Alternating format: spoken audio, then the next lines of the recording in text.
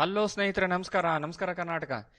ಇವತ್ತಿನ ಈ ವಿಡಿಯೋದಲ್ಲಿ ಏನು ಡೈಲಿ ನಾವು ನಿಫ್ಟಿ 50ಯಲ್ಲಿ ಒಂದಷ್ಟು ಸ್ಟಾಕ್ಗಳನ್ನ ರೆಕಮೆಂಡ್ ಮಾಡ್ತಾ ಇದ್ದೀನಿ ಡೈಲಿ. ಸೊ ಎಲ್ಲರಿಗೂ ನಾನು ಯಾವ ಸ್ಟಾಕ್ಗಳು ಟ್ರೇಡ್ ಮಾಡ್ತೀನಿ ಅದು ನಿಮ್ಮೆಲ್ಲರ ಜೊತೆ ಹಂಚ್ಕೊಳ್ತಾ ಇದ್ದೀನಿ.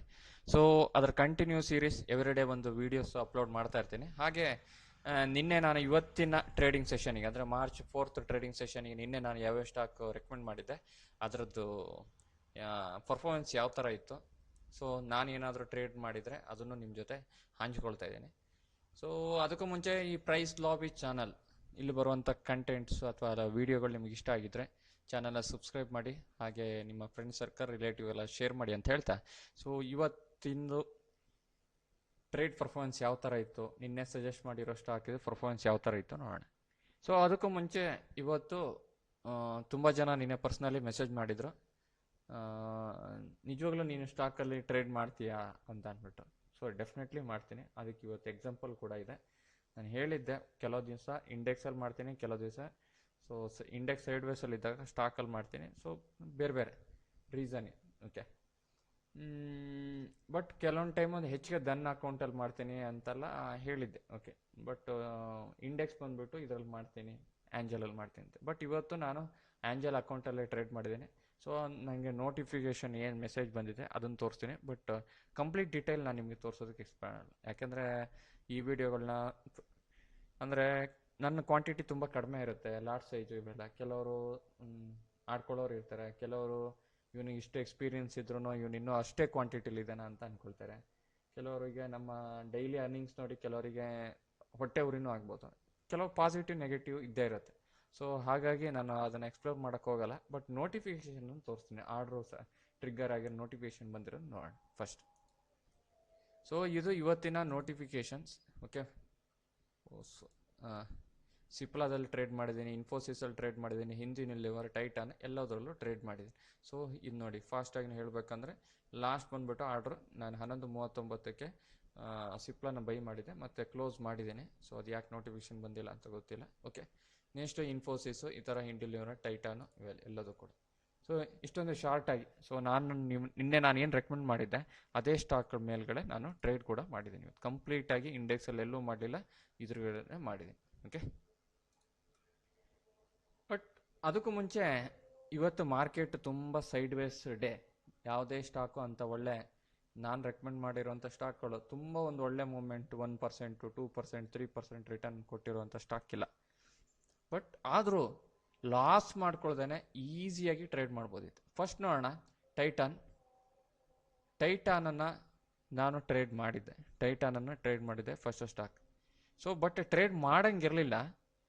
ಆ್ಯಸ್ ಪರ್ ಮೈ ರೂಲ್ ಪ್ರಕಾರ ಟೈಟಾನು ಟ್ರೇಡ್ ಮಾಡೋಕ್ಕಾಗಿರಲಿಲ್ಲ, ಮಾಡಬಾರ್ದಿತ್ತು, ಬಟ್ ಮಾಡಿದೆ. ಅದು ಯಾಕೆ ಮಾಡಿದೆ ಅನ್ನೋದು ಎಲ್ಲದನ್ನು ಡಿಸ್ಕಷನ್ ಮಾಡೋಣ. ಸೊ ಟೈಟಾನು ನಿಮ್ಗೆ ಗೊತ್ತಿದ್ದಂಗೆ ಒಂದು 2-3 ದಿವಸದಿಂದ 4-5 ದಿವಸದಿಂದ ಡೌನ್ ಟ್ರೆಂಡ್ ಇದೆ. ಸೊ ಡೌನ್ ಟ್ರೆಂಡ್ ಇರೋದಕ್ಕೆ ನಾವು ಸೆಲೆಕ್ಟ್ ಮಾಡಿದ್ದು. ಹಾಗೆ ನಿನ್ನೆ ಇನ್ಸೈಡ್ ಬಾರ್ ಇತ್ತು, ಹಾಗಾಗಿ ಬ್ರೇಕ್ಔಟ್ ಆದರೆ ಮೂಮೆಂಟ್ ಆಗುತ್ತೆ ಅಂದ್ಬಿಟ್ಟು ಎಕ್ಸಾಕ್ಟಾಗಿ ಇನ್ಸೈಡ್ ಬಾರ್ ಬ್ರೇಕ್ಔಟ್ ಆಗಿತ್ತು. ಸೊ ಫಸ್ಟ್ 5 ಮಿನಿಟಲ್ಲೇ ಪ್ರೀವಿಯಸ್ ಡೇ ಲೋನ ಬ್ರೇಕ್ ಮಾಡಿತ್ತು. ಅಂದರೆ ಹಿಂದಿನ ದಿನದ ಲಕ್ಷ್ಮಣ್ ರೇಖಾ ರೆಡ್ ಲೈನ್ ಅಂದರೆ ಪ್ರೀವಿಯಸ್ ಡೇ ಲೋನ ಬ್ರೇಕ್ ಮಾಡಿತ್ತು. ಬಿಲನು ಕ್ಲೋಸ್ ಆಗಿತ್ತು, MACD ಸೆಲ್ ಸಿಗ್ನಲ್ಲು ಕೂಡ ಇತ್ತು. ಸೊ ನಮ್ಮ ಕಂಡೀಷನ್ ಎಲ್ಲ ಫುಲ್ಫಿಲ್ ಆಗಿತ್ತು. ಬಟ್ ನಾವು ಇಲ್ಲಿ ಟ್ರೇಡ್ ತೊಗೊಳಕ್ಕಾಗ್ತಿರ್ಲಿಲ್ಲ, ತೊಗೊಳ್ಬಾರ್ದಿತ್ತು. ಯಾಕಂದರೆ ಸ್ಟ್ರಾಂಗ್ ರೆಡ್ ಕ್ಯಾಂಡ್ಲು ಇದ್ದು ಕೂಡ ಮಾಡಬಾರ್ದಿತ್ತು. ಯಾಕೆ ಅಂದರೆ ಸಿಂಪಲ್ ರೀಸನ್ನು, ನಾನು ಎವ್ರಿಡೇ ಹೇಳ್ತಾ ಹೋಗ್ತೀನಿ, ಒಂದೊಂದು ವೀಡಿಯೋದಲ್ಲಿ ಒಂದೊಂದು ಸ್ಟಾಕ್ ಮೇಲೆ ಲರ್ನಿಂಗ್ಸ್ ಇದ್ದೇ ಇರುತ್ತೆ ಅಂತ ಅಂದ್ಬಿಟ್ಟು. ಸೊ ಇವತ್ತು ನೋಡಿ ಇಂಪಾರ್ಟೆಂಟ್. ಸೊ ಇದು S1ಅಲ್ಲಿ ಓಪನ್ ಆಗಿದೆ, ಪ್ರೀವಿಯಸ್ ಡೇ ಲೋಲ್ ಓಪನ್ ಆಗಿದೆ. ಬಟ್ ಫಸ್ಟ್ 5 ಮಿನಿಟಲ್ಲೇ ನಿಮ್ಮ ಫಸ್ಟ್ ಟಾರ್ಗೆಟನ್ನು ರೀಚ್ ಮಾಡಿಬಿಟ್ಟಿದೆ. ಅಂದರೆ ಸಪೋರ್ಟ್ 2ನ ಟಚ್ ಮಾಡಿಬಿಟ್ಟಿದೆ. ಸಪೋರ್ಟ್ 2ನ ಅದು ಟಚ್ ಮಾಡಿದ್ದಲ್ಲದೆ ಕ್ಯಾಂಡ್ಲು ಕೂಡ ಸಪೋರ್ಟ್ 2ಅಲ್ಲಿ ಕ್ಲೋಸ್ ಆಗಿದೆ. ಸೊ ಇದ್ದಾಗ ನಿಮ್ಗೆ ಏನಾಗುತ್ತೆ, there is A small retracement ಇದ್ದೇ ಇರುತ್ತೆ. ಆ ಟೈಮಲ್ಲಿ ಕಂಟಿನ್ಯೂ ಬಿದ್ದರೂ ಬೀಳ್ಬೋದು. ಹೆಚ್ಚಿನ ಕೇಸಲ್ಲಿ ನನ್ನ ಎಕ್ಸ್ಪೀರಿಯನ್ಸ್ ಮೇಲೆ ಹೇಳ್ಬೇಕಂದ್ರೆ ಇಲ್ಲಿಂದ ರಿವರ್ಸ್ ಬರೋ ಸ್ಮಾಲ್ ಒಂದು 0.5-0.8% ರಿವರ್ಸ್ ಬರೋ ಚಾನ್ಸ್ ಇರುತ್ತೆ. ಅದೇ ಥರನೇ ಇವತ್ತು ಫಸ್ಟ್ 5 ಮಿನಿಟ್ ಏನಿದೆ ಓಪನಿಂಗ್ ರೇಂಜ್ ಏನಿದೆ ಅದು ಬ್ರೇಕ್ ಆಗ್ದೇ ಸೆಕೆಂಡ್ ಕ್ಯಾಂಡ್ಲು ಬಂದುಬಿಟ್ಟು ಗ್ರೀನ್ ಬಂತು, ಆಲ್ಮೋಸ್ಟ್ ಒಂದು 0.4% ಅಷ್ಟು ರಿಟರ್ನ್ ಬಂತು, ವಾಪಸ್ ರಿಟ್ರೇಸ್ಮೆಂಟ್ ಆಯಿತು. ನೋಡೋದಕ್ಕೆ ಚಾರ್ಟು ತುಂಬ ಚಿಕ್ಕದಾಗಿ ಕಾಣುತ್ತೆ.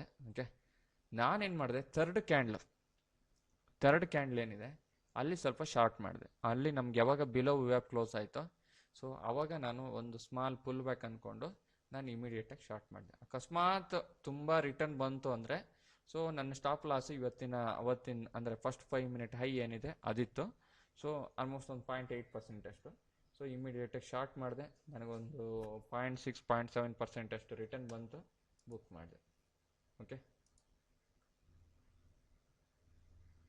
0.8% ಅಷ್ಟು ಬಂದಿದೆ, ನಾನು ಬುಕ್ ಮಾಡಿದ್ದು 0.5% ಅಷ್ಟು. ಓಕೆ, ನೆಕ್ಸ್ಟ್ ನಾನು ಇದರಲ್ಲಿ ಟ್ರೇಡ್ ಮಾಡ್ಲಿಕ್ಕೆ ಹೋಗಲಿಲ್ಲ, ಯಾಕೆಂದರೆ ಇದು ಕಂಪ್ಲೀಟ್ ಎಷ್ಟು ಬ್ರೇಕ್ ಆಗಿತ್ತು. ಓಕೆ, ಏನೇ ಇದ್ರೂ ಡೌನ್ ಸೈಡ್. ಓಕೆ, ನಾನು ಇನ್ನೇನು ಟ್ರೇಡ್ ಮಾಡೋಕ್ಕಾಗಲ್ಲ ಟೈಟನಲ್ಲಿ. ಸೊ ಅಕಸ್ಮಾತ್ ಟ್ರೇಡ್ ಮಾಡೋದಿದ್ರು ಅಂದರೆ ಯಾವ ಥರ ಚಾರ್ಟ್ ಇರಬೇಕಿತ್ತು ಅನ್ನೋದು ಈಗ ಹೇಳೋದು ಕಷ್ಟ ಆಗುತ್ತೆ. ಸೊ ಈ ಥರದ ಎಕ್ಸಾಂಪಲ್ಗಳು ನೆಕ್ಸ್ಟ್ ಯಾವಾಗಲಾರು ಬಂದಾಗ ಅದನ್ನು ನಾವು ಡಿಸ್ಕಷನ್ ಮಾಡೋಣ. Next second stock Hindustan Unilever. ಇದರಲ್ಲೂ ಕೂಡ ಟ್ರೇಡ್ ಮಾಡಿದ್ದೆ. ಇದರಲ್ಲಿ ಯಾಕೆ ಟ್ರೇಡ್ ಮಾಡಿದೆ ಅದೆಲ್ಲವೂ ನೋಡೋಣ. ಹಿಂದೂಸ್ತಾನ್ ಯುನಿಲಿವರ್ ಇವತ್ತು ಓಪನ್ ಆಗಿದ್ದು ಪಿವೋಟ್ ಪಾಯಿಂಟಲ್ಲಿ ನಮಗೊಂದು ಒಳ್ಳೆ ಆಪರ್ಚುನಿಟಿ. ಬಟ್ S1 ಟಚ್ ಮಾಡಿರಲಿಲ್ಲ, ಬಾಟಮ್ ಲೋನ ಅಂದರೆ ಪ್ರೀವಿಯಸ್ ಡೇ ಲೋನ ಟಚ್ ಮಾಡಿರಲಿಲ್ಲ. ಸೊ ನಾನು ಇಮಿಡಿಯೇಟಾಗಿ 9:21 ನಾನು ಶಾರ್ಟ್ ಮಾಡಿದೆ. ಜಸ್ಟ್ ನೋಡೋಣ ಟೈಮ್, ಸಾರಿ. ಓಕೆ, ಲೇಟಾಗಿ ನಾನು ಶಾರ್ಟ್ ಮಾಡಿದೆ. ರೀಸನ್ ಏನು ಅಂತಂದರೆ ಸಿಂಪಲ್ ಆಗಿ ಇದು ಫಸ್ಟ್ 5 ಮಿನಿಟಲ್ಲಿ ನಮ್ಗೆ MACD ಸೆಲ್ ಸಿಗ್ನಲ್ ಕೊಟ್ಟಿರಲಿಲ್ಲ. ಸೆಕೆಂಡ್ ಕ್ಯಾಂಡ್ಲು ಗ್ರೀನ್ ಬಂತು, ಬಟ್ ಥರ್ಡ್ ಕ್ಯಾಂಡ್ಲು ನಮಗೆ ರೆಡ್ ಬಂತು. ಓಕೆ, ಬಿಲೋ ಕ್ಲೋಸ್ ಆಯಿತು. ಸೊ ಶಾರ್ಟ್ ಮಾಡಿದ್ವಿ. ಒಂದು ಒಳ್ಳೆ ಮೂಮೆಂಟು ನಮಗೆ. ಒಂದು ಆರಾಮ್ಸೆ ನಾನು ಒಂದು 0.5% ಅಷ್ಟು ಬುಕ್ ಮಾಡಿಕೊಂಡೆ. ಬಟ್ ಆ್ಯಕ್ಚುಲಿ ಮೋರ್ ದೆನ್ ಬಿತ್ತು, 1.3% ಅಷ್ಟು ಬಿದ್ದಿತ್ತು. ನಾನು ಬುಕ್ ಮಾಡಿದ್ದು ಒಂದು 0.5% ಅಷ್ಟು ಬುಕ್ ಮಾಡಿದೆ. ಓಕೆ, ಇದು ಹಿಂದೂಸ್ತಾನ್ ಯುನಿಲಿವರ್ ಕತೆ. ಓಕೆ, ನೆಕ್ಸ್ಟು ಸಿಪ್ಲಾ ಇವತ್ತು ನಮಗೆ ಸ್ಟಾಪ್ ಲಾಸ್ ಹಿಟ್ ಆಯಿತು ಸಿಪ್ಲಾದಲ್ಲಿ. ರೀಸನ್ ಇಷ್ಟೇ, ಸಿಪ್ಲಾದಲ್ಲಿ ಬಟ್ ಇದು ನಮ್ಮ ಮಿಸ್ಟೇಕ್ ಕೂಡ, ನನ್ನ ಮಿಸ್ಟೇಕ್ ಇವತ್ತಿನ ಟ್ರೇಡಿಂಗ್ ಮಿಸ್ಟೇಕ್ ಅಂದರೆ ಅದು ಸಿಪ್ಲಾದ ಮೇಲೆ. ರೀಸನ್ ಇಷ್ಟೇ, ಫಸ್ಟ್ 5 ಮಿನಿಟು ಒಂದು ಪ್ರೀವಿಯಸ್ ಡೇ ಲೋನ ಬ್ರೇಕ್ ಆಗಿತ್ತು, ಹಿಂದಿನ ದಿನದ ಲೋನ ಬ್ರೇಕ್ ಆಗಿತ್ತು. ಹಾಗೆ S1 ಕೂಡ ಬ್ರೇಕ್ ಆಗಿತ್ತು. ಬಟ್ ಸ್ಟ್ರಾಂಗ್ ಸೆಲ್ಲಿಂಗ್ ಪ್ರೆಷರ್ ಕೂಡ ಇತ್ತು ಕ್ಯಾಂಡ್ಲಲ್ಲಿ. ಬಟ್ ವಿವ್ಯಾಪ್ ಬಿಲೋನು ಕ್ಲೋಸ್ ಆಗಿತ್ತು, MACD ಸೆಲ್ ಸಿಗ್ನಲ್ ಇತ್ತು, ಎಲ್ಲ ಪ್ಯಾರಾಮೀಟರ್ ಫುಲ್ಫಿಲ್ ಆಗಿತ್ತು. But only one condition fulfil ಆಗಿರಲಿಲ್ಲ, ಅದು ಓಪನಿಂಗ್ ರೇಂಜನ್ನು ಬ್ರೇಕ್ ಆಗಿರಲಿಲ್ಲ. ಸೊ ಆದರೂ ನಾನು ಸ್ವಲ್ಪ ಅಗ್ರೆಸಿವ್ ಆಗಿ ಟ್ರೇಡ್ ತೊಗೊಂಡೆ. ಬಟ್ ಅದರ ಪನಿಷ್ಮೆಂಟ್ ನನಗೆ ಸಿಕ್ತು, ಸ್ಟಾಪ್ ಲಾಸ್ ಇದರಲ್ಲಿ ಹಿಟ್ ಆಯಿತು. ಓಕೆ, ನಿನ್ನೆ ಮೊನ್ನೆ ಮೊನ್ನೆ ಎಲ್ಲ ನೀವು ವಿಡಿಯೋದಲ್ಲಿ ಯಾವುದೇ ಒಂದು ಸಿಂಗಲ್ ಕಾಲ್ ಕೂಡ ಸ್ಟಾಪ್ ಲಾಸ್ ಹಿಟ್ ಆಗಿರಲಿಲ್ಲ. ಬಟ್ ನಮ್ಮ ಹತ್ರನೂ ನಾವು ಕೊಡೋ ಸ್ಟಾಕಲ್ಲೂ ಕೂಡ ಆಗಾಗ ಒಂದೊಂದು ಸ್ಟಾಪ್ ಲಾಸ್ ಹಿಟ್ ಆಗುತ್ತೆ. ಟ್ರೇಡರ್ಸ್ ಅಂದಮೇಲೆ ಕೆಲವು ದಿವಸ ಲಾಸ್ ಆಗೋದು ಸಾಮಾನ್ಯ. ಹಾಗೆ ಇವತ್ತು ಕೂಡ ನನಗೆ ಸಿಪ್ಲಾದಲ್ಲಿ ಲಾಸ್ ಆಯಿತು. ಓಕೆ, ಬಟ್ ನನಗೆ ಸಿಪ್ಲಾದಲ್ಲಿ ಮತ್ತೆ ಇನ್ನೊಂದು ಟ್ರೇಡ್ ತೊಗೊಳ್ಳೋದಕ್ಕೆ ಆಪರ್ಚುನಿಟಿ ಸಿಗಲಿಲ್ಲ. ಓಕೆ, ಆಪರ್ಚುನಿಟಿ ಕರೆಕ್ಟಾಗಿ ಸಿಗಲಿಲ್ಲ. ಬಟ್ ಆದರೂ ನಾನು ಸ್ವಲ್ಪ ರಿಸ್ಕ್ ತೊಗೊಂಡು ಒಂದು 11:40ಕ್ಕೆ ನಾನು ಒಂದು ಶಾರ್ಟ್ ಟ್ರೇಡನ್ನು ಮಾಡಿದೆ. ಸೊ ಅದು ನಾನು ನಿಮಗೆ ಎಕ್ಸ್ಪ್ಲೇನ್ ಮಾಡುವಂಥದ್ದಲ್ಲ. ಬಟ್ ಪಿವೋಟ್ಗೆ ಎಲ್ಲೂ ಟಚ್ ಆಗಿರಲಿಲ್ಲ. ಅದು ಪಿವೋಟಿಗೆ ಹೋಗಿ ರಿಟರ್ನ್ ಬರಬೇಕಿತ್ತು. ಬಟ್ ಅದಕ್ಕೂ ಮುಂಚೆನೇ ಸ್ವಲ್ಪ ಅಗ್ರೆಸಿವ್ ಆಗಿ MACD ಯಾವಾಗ ಸೆಲ್ ಸಿಗ್ನಲ್ ಬಂತೋ ಅವಾಗ ನಾನು ಎಂಟ್ರಿ ಆದೆ. ಒಂದು ಸ್ಮಾಲ್ ಟ್ರೇಡ್ ಅಂದರೆ ಒಂದು 1400ಗೆ ಶಾರ್ಟ್ ಮಾಡಿ, ಸೊ ಇಮಿಡಿಯೇಟಾಗಿ ಒಂದು 92ಗಲ್ಲ ಒಂದು 8 ರೂಪೀಸಿಗೆ ಕ್ಲೋಸ್ ಮಾಡಿಕೊಂಡೆ. ಸಿಂಪಲ್ ಅಷ್ಟೇ. ಒಂದು ಇದು ಏನಿದೆ ಕಂಪ್ಲೀಟ್ ಲಾಸ್ ರಿಕವರ್ ಮಾಡೋಕ್ಕಾಗಲಿಲ್ಲ, ಒಂದಷ್ಟು ಲಾಸನ್ನು ರಿಕವರ್ ಮಾಡಿದೆ ಸಿಪ್ಲಾ ಟ್ರೇಡಲ್ಲಿ. ಓಕೆ, ನೆಕ್ಸ್ಟ್ ಇನ್ಫೋಸಿಸಲ್ಲಿ ನಾವು ಇವತ್ತು ಟ್ರೇಡ್ ಮಾಡ್ಲಿಕ್ಕೆ ಹೋಗಲಿಲ್ಲ. ರೀಸನ್ ಇಷ್ಟೇ, S1 ಓಪನ್ ಆದ್ರೂ ಪ್ರೀವಿಯಸ್ ಡೇ ಲೋ ಬ್ರೇಕ್ ಆದ್ರೂ. ಬಟ್ ಏನಾಗಿದೆ, ಇದು ಕ್ಯಾಂಡ್ಲು ಬಂದುಬಿಟ್ಟು ನಾನು ಇದರಲ್ಲಿ ಯಾವುದರಲ್ಲಿ ಸಿಪ್ಲಾದಲ್ಲೆಲ್ಲ ಟೈಟಾನಲ್ಲಿ ಮಾಡಿರೋ ಮಿಸ್ಟೇಕು, ಯಾವುದ್ರಲ್ಲಿ ಮಿಸ್ಟೇಕ್ ಮಾಡಿ ಸಿಪ್ಲಾದಲ್ಲಿ ಮಾಡಿರೋ ಮಿಸ್ಟೇಕು ನಾನು ಇನ್ಫೋಸಿಸಲ್ಲಿ ಮಾಡ್ಲಿಕ್ಕೆ ಹೋಗಲಿಲ್ಲ. ಸೊ ಬಟ್ ಆ ಟೈಮಿಗೆ ನನಗೆ ಅದು ಏನಾಗಿತ್ತು, 920 ಕ್ಯಾಂಡ್ಲು ಮೂವ್ ಆಗಿಬಿಟ್ಟಿತ್ತು, ಎಷ್ಟು ಟಚ್ ಆಗಿಬಿಟ್ಟಿತ್ತು. ಸೊ ಹಾಗಾಗಿ ನಾನು ಟ್ರೇಡ್ ಮಾಡೋಕ್ಕೆ ಹೋಗಲಿಲ್ಲ ಇನ್ಫೋಸಿಸ್. ಬಟ್ ಬೇರೆ ಇದ್ರ ಪ್ರಕಾರ ಮಾಡಿದೆ ನಾನು, ಜಸ್ಟ್ ಒಂದು ಸ್ವಲ್ಪ ಅಗ್ರೆಸಿವ್ ಆಗಿ ಮಾಡಿದೆ. ಬಟ್ ಅದು ಬಿಡಿ, ಸೆಕೆಂಡ್ ಅಂದರೆ ಆ್ಯಸ್ ಪರ್ ನಮ್ಮ ಮೆಥಡಾಲಜಿನೇ ಅಲ್ಲ. ಕೆಲವೊಂದು ಟೈಮ್ ಅದೇನೋ ಹೇಳ್ತಾರಲ್ಲ, ನಿಮಗೆ ಟ್ರೇಡಿಂಗ್ ಕೂತಾಗ ಒಂದಷ್ಟು ಮಿಸ್ಟೇಕ್ ಮಾಡೋದು ಕಾಮನ್. ಸೊ ಒಂದು ಸಿಂಪಲ್ ಒಂದು VWAP MACD ಇಟ್ಕೊಂಡು ಅದ್ರ ಮೇಲ್ಗಡೆ ಮಾಡಿದೆ, ಸ್ವಲ್ಪ ಮೂಮೆಂಟ್ ಆಗುತ್ತೆ ಅಂದ್ಬಿಟ್ಟು. ಬಟ್ ಪ್ರಾಫಿಟ್ ಆಯಿತು, ಸ್ಮಾಲ್ ಪ್ರಾಫಿಟ್ ಆಯಿತು ಅಂತ ಏನು ವರಿ ಆಗುವಂಥದ್ದು ಏನಿರಲಿಲ್ಲ. ಓಕೆ. ಸೊ ಇವತ್ತಿನ ಪರ್ಫಾರ್ಮೆನ್ಸ್ ಅಂತ ತುಂಬ ವಂಡರ್ಫುಲ್ ಅಂತ ಹೇಳೋಕ್ಕಿಲ್ಲ, ಬಟ್ ಎವರೇಜ್ ಅಂತ ಹೇಳ್ಬೋದು. ಟೈಟಾನಲ್ಲಿ ಪ್ರಾಫಿಟ್ ಮಾಡಿದ್ವಿ, ಹಿಂದೂಸ್ತಾನ್ ಯೂನಿಲಿವರಲ್ಲಿ ಪ್ರಾಫಿಟ್ ಮಾಡಿದ್ವಿ, ಹಾಗೆ ಸಿಪ್ಲಾದಲ್ಲಿ ಲಾಸ್ ಆಗಿತ್ತು ಬಟ್ ರಿಕವರ್ ಮಾಡಿದ್ವಿ, ಇನ್ಫೋಸಿಸಲ್ಲಿ ಟ್ರೇಡ್ ಮಾಡಲಿಲ್ಲ.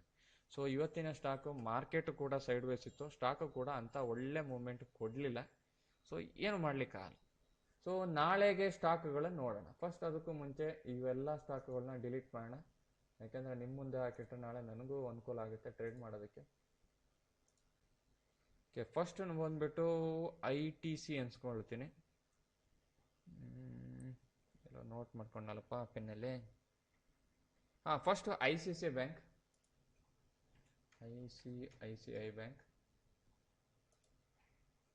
ಸೆಕೆಂಡ್ ಬಂದ್ಬಿಟ್ಟು ಕೋಟಕ್ ಬ್ಯಾಂಕ್.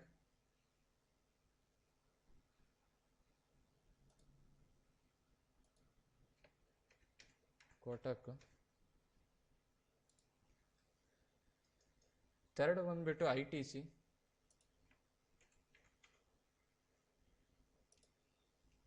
ಫೋರ್ತ್ ಬಂದ್ಬಿಟ್ಟು ಸೇಮ್ ಹಿಂದೂಸ್ತಾನ್ ಯೂನಿಲಿವರ್.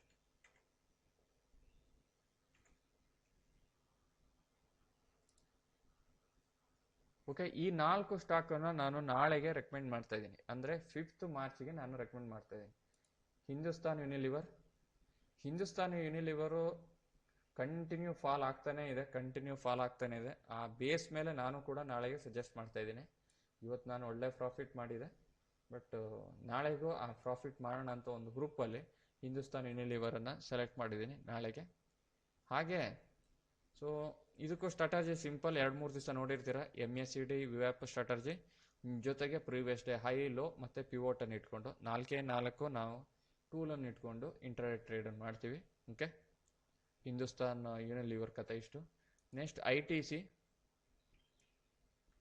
ITC ನಿನ್ನೆ ಇನ್ಸೈಡ್ ಬಾರ್ ಆಗಿದ್ರು ಕಂಪ್ಲೀಟ್ ಇನ್ಸೈಡ್ ಬಾರ್ ಅಲ್ಲ, ಬಟ್ ಒಂದು ಸ್ಮಾಲ್ ಅಂದರೆ ಅಪ್ಸೈಡ್ ಹೋಗುವಂಥ ಚಾನ್ಸ್ಗಳು ಕಾಣ್ತಾ ಇದೆ. ಸ್ಮಾಲ್ ಅಪ್ಸೈಡ್ ಒಂದು 2-3 ದಿವಸ ಕಂಟಿನ್ಯೂಸ್ ಫಾಲ್ ಆದಮೇಲೆ ನಿಮಗೆ ಒಂದು ಸ್ಮಾಲ್ ಒಂದು ಗ್ಯಾಪ್ ಅಪ್ ಓಪನ್ ಆಗಿ ಒಂದು ಸ್ಮಾಲ್ ಅಪ್ಸೈಡ್ ಮೂಮೆಂಟ್ ಆಗೋ ಚಾನ್ಸ್ ಕಾಣ್ತಾ ಇದೆ. ಸೊ ಹಾಗಾಗಿ ಇದು ಬೇಸ್ ಥರ ವರ್ಕ್ ಆಗುತ್ತೆ ಅಂತ ಅಂದ್ಬಿಟ್ಟು ಆ ಕಾನ್ಸೆಪ್ಟ್ ಮೇಲೆ ITCನ ಸೆಲೆಕ್ಟ್ ಮಾಡಿದ್ದೀನಿ. Okay, next Kotak Mahindra bank ಅಷ್ಟೇ. ಸೊ ಸ್ವಲ್ಪ ಕಂಪ್ಲೀಟಾಗಿ 2 ಡೇಸಿಂದ ಸೈಡ್ ವೇಸ್ ಇದೆ, ಜೊತೆಗೆ ಇನ್ಸೈಡ್ ಬಾರ್ ಇವತ್ತು ಕಂಪ್ಲೀಟ್ ಇನ್ಸೈಡ್ ಬಾರ್. ಸೊ ಹಾಗಾಗಿ ನಾಳೆ ಮೇ ಬಿ ಬ್ರೇಕ್ಔಟ್ ಆದರೆ, ಬೇಬಿ ಕ್ಯಾಂಡಲ್ ಬ್ರೇಕ್ಔಟ್ ಆಯಿತು ಅಂದರೆ ದೇರ್ ಇಸ್ ಎ ಚಾನ್ಸ್ ಒಂದೊಳ್ಳೆ ಮೂವ್ ಸಿಗ್ಬೋದು ಅಂತೇಳಿ ಕೋಟಕ್ ಬ್ಯಾಂಕಲ್ಲಿ. ಹಾಗೆ ICICI ಬ್ಯಾಂಕ್ ಕೂಡ ಬ್ಯಾಂಕಿಂಗ್ ಸೆಕ್ಟರ್ ಅದರ ಪ್ರೈವೇಟ್ ಬ್ಯಾಂಕು ಒಂದು 2-3 ಡೇಸಿಂದ ಕಂಪ್ಲೀಟ್ ಸೈಡ್ ಬೇಸ್ ಇದೆ. ಸೊ ಬ್ಲಾಸ್ಟ್ ಆಗ್ಬೋದು ಅಂತ ಅಂದ್ಬಿಟ್ಟು ಆ ಕಾನ್ಸೆಪ್ಟಲ್ಲಿ 1-2 ಸ್ಟಾಕ್ಗಳನ್ನು banking sector sideways trend ಇರೋದನ್ನು ಸೆಲೆಕ್ಟ್ ಮಾಡ್ಕೊಂಡಿದ್ದೀನಿ, ಜೊತೆಗೆ ಇನ್ಸೈಡ್ ಬಾರ್ ಇರುವಂಥದ್ದು. ಹಾಗೆ ITC ಮತ್ತು ಹಿಂದೂಸ್ತಾನ್ ಯೂನಿಲಿವರು ಆಲ್ರೆಡಿ ತುಂಬ ಡೌನ್ ಟ್ರೆಂಡ್ ಇದೆ. ಸೊ ಅದನ್ನು ನಾನು ಯುಟಿಲೈಸ್ ಮಾಡ್ಕೊಳ್ಳೋಣ ಅಂತ ಅಂದ್ಬಿಟ್ಟು ಅವೆರಡು ಡೌನ್ ಟ್ರೆಂಡ್ ಜೊತೆಗೆ ಸೈಡ್ ವೇಸ್ ಮೂವ್ಮೆಂಟ್ ಇರುವಂಥದ್ದು ಇನ್ಸೈಡ್ ಬಾರ್ ಇರುವಂಥ ಸ್ಟಾಕನ್ನು ನಾಳೆಗೆ ಸೆಲೆಕ್ಟ್ ಮಾಡ್ಕೊಂಡಿದ್ದೀನಿ. ಬಟ್ ಐ ಹೋಪ್ ಒಂದೊಳ್ಳೆ ಮೂವ್ಮೆಂಟ್ ಸಿಗುತ್ತೆ ನಾಳೆ ಅಂತ ಅಂದ್ಕೊಂಡಿದ್ದೀನಿ. ನೋಡೋಣ ಏನಾಗುತ್ತೆ ಅಂದ್ಬಿಟ್ಟು. ಓಕೆ, ಥ್ಯಾಂಕ್ ಯು ಸ್ನೇಹಿತರೆ, ಬಾಯ್ ಬಾಯ್.